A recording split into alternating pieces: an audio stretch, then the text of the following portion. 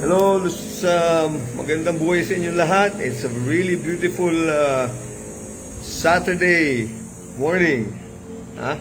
Magki-quick reaction lang ako dun sa ng mga style na natin ngayon. Nakikisaw-saw tayo lagi. No, but eto paminsan-minsan lang naman ako humihirit kapag sa tingin ko medyo nakakatawa eh. Nakita ko kasi yung nagba-viral ngayon to si Yana Motovlog ba to? Yana Motovlog. Okay. Now nakita ko na mali talaga yung bata doon. Mali si Yana diyan, no? Because yung si Jimmy na nagpi-pick up regardless whether siya businessman o driver lang, hindi mo dapat binabastos ng ganon. Number 2, nakita natin na siya pala walang side mirror, si Yana, no? So she's riding the bike without proper equipment or accessories, no? Na for her safety. O mali yan, Yana. Okay? Number 3, yung sasabihin niya, gulpihin natin, sapakin natin or something, hindi hindi ayos eh. Di ba? Hindi tama, no? So mali na siya doon, okay? Now, ito naman si Jimmy, itong nagda-drive ng pickup, which turns out, sabi nila, is a businessman pala, na hindi, may mga nakikita ko siya kung viral video na hindi niya kilala, si ganyan. Kahit ako, yung mga nagpo-post niyan, hindi yun ang issue eh. Hindi yung issue na hindi niya dapat ginanon kasi mayaman pala o may pera pala. Hindi yun ang issue. Kahit driver siya, hindi niya dapat ginawa yun doon. Hindi niya dapat fuck you agad or nilait-lait or you tell me or sinabing gago siya or sapakin natin. No.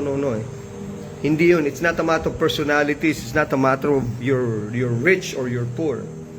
Ang mali niya doon is talagang siya ang mali, and yet siya pang galit, si Yana, no? So, mali siya doon.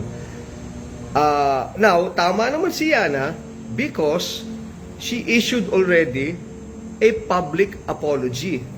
Okay? Nag-sorry na, nag-ask ng forgiveness kay Jimmy at sa family and those involved, no? So, okay na si Yana doon. She has learned her lesson. She's young. Sabi niya, bata pa ako. I'm going to listen now to my ates and my kuyas, which is very good. Okay yon. Tama yung ganong attitude. And public apology, hindi yan sinabi niya doon sa mga tao. At least, bukod kay Jimmy at doon sa family, nag-public apology na siya sa social media. Now, dito naman mali si Jimmy and family, or at least si Jimmy. Kahit mayaman ka or whatever, I'm telling you, I think you are medyo share ko lang advice ko sa ito, pare ko, Jimmy, pagsabihan mo yung anak mo naman. Kasi sabi nung anak mo raw, magsasampa pa rin daw ng kaso. 1, anong kaso isasampa mo?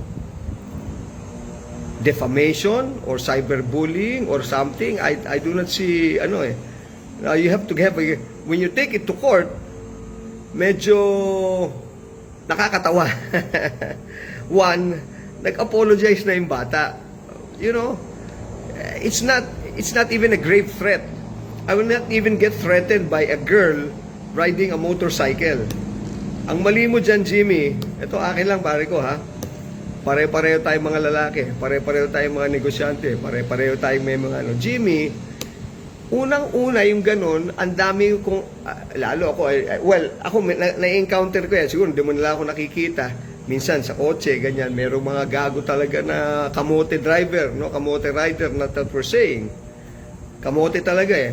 Minsan pinapakyu ako. Hindi naman lang ako nakikita, kasi pag nakikita ako, meron ako mga kotse na hindi tinted. Pag nakita nila, si Jojo pala to, Jojo boss, pare, yan, ingat lang, ayos lang, boss. Kahit gagot mga ng mga kamote rider yan, But when they see me, because non-tinted and they recognize me, hindi sila ganon. But I have several cars, meron akong vehicles na may tint. So hindi nila nakikita. So So minsan, nangyayari sa akin yan. Nagpa-fuck you or sa fuck you sa driver ko. Sinasabi ko, huwag niyong pansinin, okay lang yan, okay lang yan. See, that's where the patience come in. The gift of patience. Hindi mo na kailangan, alam mo Jimmy, ito naman sa akin ha, yung ganon, dinaanan mo na lang sana, hindi mo na binabaan pa eh. O pag sinabi mo, yung nag-fuck you pa lang, o pag, kung di mo matiis, bumaba ka. Pag, oh ano, what's wrong? Sabi, o basta ingat na lang next time ha. O, talikod na, wag na, okay na. It's not even worth it. You know? Oh. So ang akin lang, but again, we're all but human. You know, we're all but human. It can happen to everyone or to anyone. Pero sabi nga ng tatay ko, kaya tayo merong gift of patience, gift yan eh. Pag di natin ginamit at binuksan, eh sayang lang. Gamitin natin sa mga taong gago katulad niyan. No? Mga taong tanga. It may save our lives. Sabi ko nga doon sa mga kapatid ko eh, kami, sanay kami, you know, napapaway kami, napapagulo kami, you know. Kung tayo ay nagpa-practice ng MMA, tayo ay nagpa-practice ng boxing, tayo ay nagpa-practice ng shooting, mag-practice din tayo ng patience on the road. Alright? So again, Jimmy, if you're watching, sana umabot to kay Jimmy, sabihan mo yung anak mo, huwag na magsampa ng kaso. For all you know, it could be a blessing in disguise. O, maging magkaibigan pa kayo ni Yana. Sorry, hindi ko kilala yung mga batang yun. Hindi ko kilala yung sina Yana. Nakikita ko lang eh. Nakakatuwa lang na sumausaw. No, hindi naman sumausaw. But these are opportunities na we can share our wisdom. You know? So ang akin, one, patience is a virtue. No? Bigay ng Panginoon Diyos yan. Let's use it. Number two, magpatawad tayo. Lessons learned na yan eh.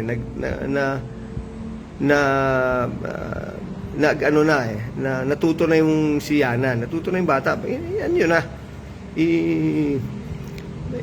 Ano yun na? Tawag dito, patawarin yun na. Pag tinanong kung magkano tawad, tsaka nyo kausapin. But again, patawarin na. Tapos, Jimmy, sabihin sana, huwag na kayo magsampa ng kaso, nakakatawa yung magkasampakin ka. Para lalabas yun, naghahanap pa kayo ng publicity. Okay?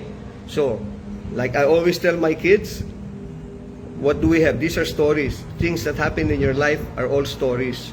It's either you learn from it, you should learn from it, and you should get the best out of it, you know. So that is the best thing to do, and learn to forgive. Learn to forgive in the same manner that you learn yung patience. Patience is a virtue. Patience is a gift. Sayang yung pag hindi nyo ginagamit. Hindi nyo maginagamit yan kung walang mga taong katulad ng mga kamote sa daan. Nakamputang inang mga hindot na yan. Alam mo, sa totoo lang, kung ako bata-bata, ang dami kong ginulpinan yan eh.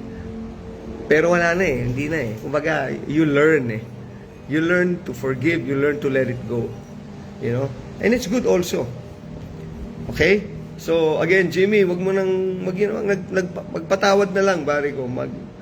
Pasensyahan nyo na lang yung bata, nagsorry na naman eh. And to you, Yana, let this be a lesson to you. Ha? Let this be a lesson to you. Wag masyado, and to all the kids, the young people. Kasi yung social media, medyo masyadong nagkakaroon kayo ng feeling of power. Feeling of power and feeling of entitlement. Okay?